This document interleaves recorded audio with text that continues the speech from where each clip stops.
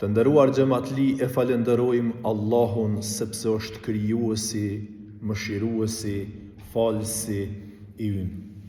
Allahun e falenderojmë, prej tij falje, udhëzim, mëshirë, rahmet e mirësi kërkojmë.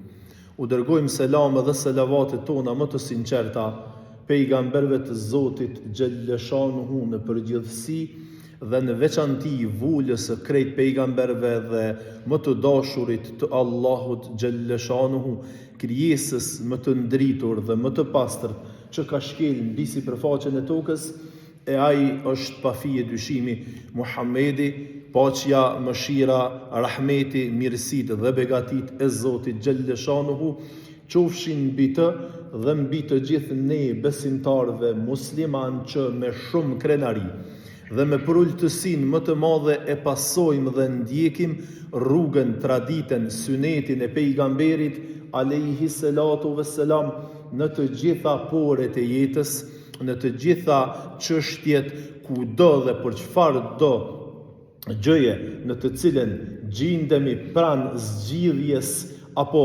mosgjetjes së zgjidhjes për cilën do çështje, yrnek e marrim atë për të cilin Allahu xhelleshanuhu na tha se me të vërtet shembullin më të mirin e keni në Muhamedin alayhi salatu wassalam.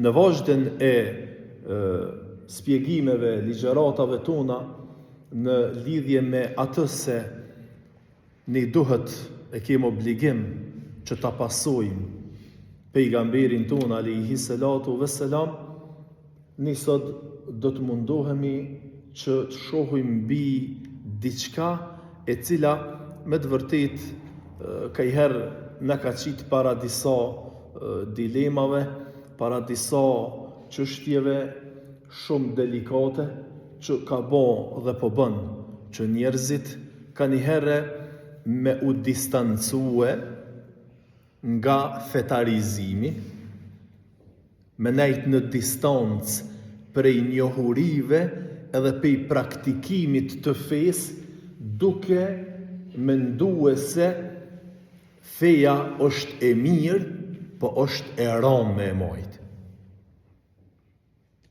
Sepse kanë dalë dhe po dalin disa zona e disa individ të cilët ndoshta me qëllime dhe me njete të pastërta inshallah, por që vepra e tyre në praktik po del në të kundërt, sepse Allahu xhelle xhelaluhu ve xhelleshanuhu në disa ajete në Kur'an dhe vetë pejgamberi alayhi salatu vesselam në disa porositë e tij na ka thirrë duke na thonë lehtësoni e mos vështërsoni.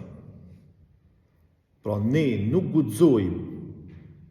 guxojmë asesi në emën të shtrëngimit, në emën të mojtjes gjallë, në emën të qenurit sa ma i fort në besim edhe sa ma praktikus i rrept edhe sa ma ofër pejgamberit edhe sa ma ofër Allahut, du të me konë ma i rrept, du të me konë ma i shtrëngut, du të me konë ma i vështirë. Jo. Qëllimi kryesor i dërgimit të kësaj feje dhe të gjitha librave të shpolluna të Zotit xhelleshanuhu në të gjitha kohrat dhe në të gjithë popujt e përmbyll me Kur'anin famë madh, ka qenë që të na i lehtësoj Zoti jetën neve në tokë. Jo të na i vështërsoj Zoti jetën në tokë. Prandaj Allahu xhelle xhelaluhu ve xhelleshanuhu maksimen kryesore, çështjen kryesore për të cilën dhe mbi të cilën e ka thirrë njerëzimin, ka qenë një, me të cilën maksim kanë thirrë edhe pejgamberët edhe profetët para Muhamedit alayhi salatu vesselam, dhe ajo ka qenë wa'budullaha wa la tushriku bihi shay'an. Pra, Adhurojeni Allahun dhe mos I shoqëroni atij asgjë në adhurim. Pra kjo është maksima, kjo është gjëja kryesore, kjo është temeli. Por, çka?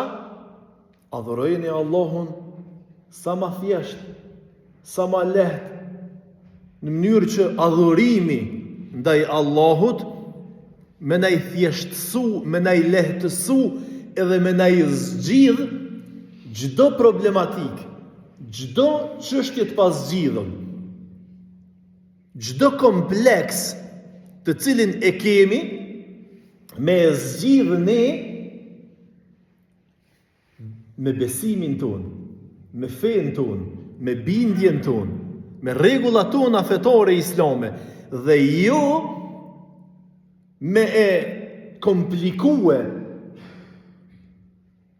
çështjen e besimit deri në atë mos sa me e pru njerëzimin e sidomos ummetin islam para një vendimi fatkeqësisht shumë të rëndë dhe shumë jo real dhe shumë jo të drejtë, që munal edhe me mendu.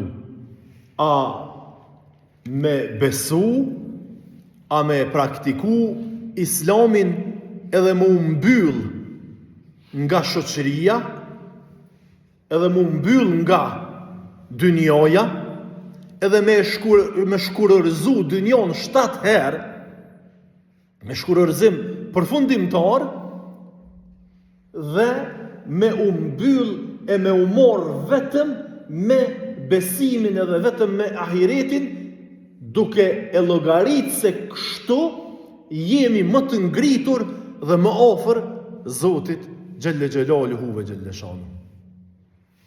Dhe kjo tezë, ky mendim, kjo çështje ka bon dome të rënda në ummet, në shoqëri, edhe në shoqëri tona ndoshta. Sepse kanë ardhur njerëzit deri te ai mendimi se feja e mirë, por e rëndë me e mojtë dhe me e praktiku. Që në realitet nuk është kështu. Në realitet është e kundërta. Feja edhe është e mirë, edhe është e lehtë, edhe ka ardhur me lehtësu jetën e njeriut, edhe nuk ka leju asnjëse, asnjëherë, në asnjë vend, në asnjë kohë dhe në asnjë mënyrë vështërsimin e jetës së njeriut. Dhe çdo herë kur është tentue mu vështërsu jeta, Allahu Gjellëshanuhu ka intervenue me pejgamber edhe me shpollje që ta lehtësoj jetën e njeriut. Dhe edhe gjatë kohës sa ka qenë gjollë Resulullahi alayhi salatu vesselam, so herë që ka po tendenca të tilla për ta vështërsu çështjen, ai gjithmonë ka bo këshilla dhe vrejtje që mos të vështërsohet, lehtësohet. Dhe tregohet një tregim atje kur takohet me një grua pejgamberi alayhi salatu vesselam dhe e pyet. Thot, kush je ti? Thot, kush është Allahu për ty? Ku është Zoti për ty? Ajo i thot, fi sema. Allahu është lart mbi qiell. Çka i thot pejgamberi alayhi salatu vesselam shokëve? Thot, lirone, lëshone, lene, se kjo koka besimtare. Me një fjalë. Me një fjalë e meritoj lirin për krohjen mbështetjen e pejgamberit alayhi salatu vesselam. Me na morë neve sot edhe me na pyet se a janë besimtarë ata të cilët thojnë Allahu është një, s'ka zot tjetër përveç tina, po i kanë do mëkate, i kanë do lëshime, i kanë do gabime, se e ke pona që jemi kapak praktikues të fesë, ne e praktikojmë islamin sikur na jemi super të pagabushëm. Sikur na jemi engjujt Zotit xhalleshanuhu. Sikur na ja kalojmë edhe sahabëve të pejgamberit alayhi salatu vesselam. Dhe ata tjerët ja u bojmë me gisht, këta të devijumit, këta xhehenemlit, këta slom etiket pa ju ngjitë dhe pa i etiketue. Jo, pasha Allahun, thujnë shokët e pejgamberit alayhi salatu vesselam, sa herë ka zbrit një ajet apo një sure, ashtu që shka ardhë Kurani, herë një ajet, herë disa ajete, herë një sure e tërë, Muhamedit alayhi salam, e thot na ka ftu dhe na ka tregu se ka ardhë filon ajeti, ka ardhë filon surja, ka zbrit kështu, thot ka e kena ndëgjue na atë sure, se cili prej neve, thujnë sahabët e pejgamberit alayhi salam, thot se cili prej neve e kemi ullë kryt në tokë dhe kemi thonë tokës qilu, të hina, se kena menue që qaja jetë, qajo vrejtje, qajo këshil, pas ka zbrit për muë.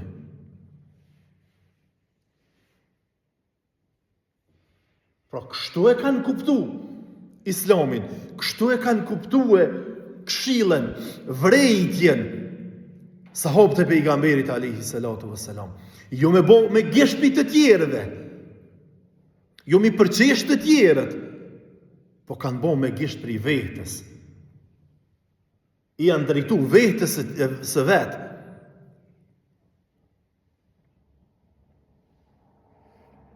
Pra, thjeshtësimi edhe lehtësimi i besimit edhe islamit edhe i jetës së muslimonit është parimi kryesor. Edhe ndoshta njona prej qëllimeve kryesore të ardhjes së Islamit edhe të Kur'anit edhe të Muhammed Mustafas alayhi salatu vesselam ka qenë edhe është lehtësimi i jetës së besimtarëve dhe i jetës së njerëzve. Sepse tregohet një tregim atje, kalon nëpër një treg një dietar i kohës dhe njerëzit të dhonun mas dijes, mas respektit të dietarëve, të bohen bëja gëshum, nxënëse, djemtrije, njerëzit të i shkum ropa, dhe të kalu në për një treg, për një pazar, një non, po shet aty gjësendet e veta, edhe kalon ai dietari, kjo nona nuk po livrit hiç, po i kryn ato punë të veta aty për sulti, dhe i boni shumë për shtypje, madje pak e iritoj, e nervozoj njonin prej atyne që i shkonin për mas ati dietarit, dhe ju afrua soj gruas dhe i tha, oj non, qështa nuk livrite heq prej venit, a dite tha kush kaloj, kush ke me neve?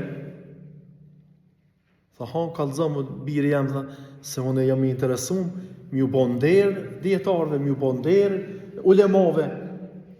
Tha, po ke filon dietari i cili ka prue për mi 100 argumente edhe dëshmi në librat e tina për ekzistimin e Allahut xhalleshanuhu. Ai tha nona, tha, po ky pas ka pos 100 dyshime për ekzistimin e Zotit, e ju pas ka ndosht mi prue 100 argumente për mi hek ato dyshimet e veta. Thonë nuk e kam asnjë dyshim në ekzistimin e Allahut xhalleshanuhu. Thonë besoj Allahun xhalleshanuhu pa pru asnjë argument, pa pru asnjë dëshmi.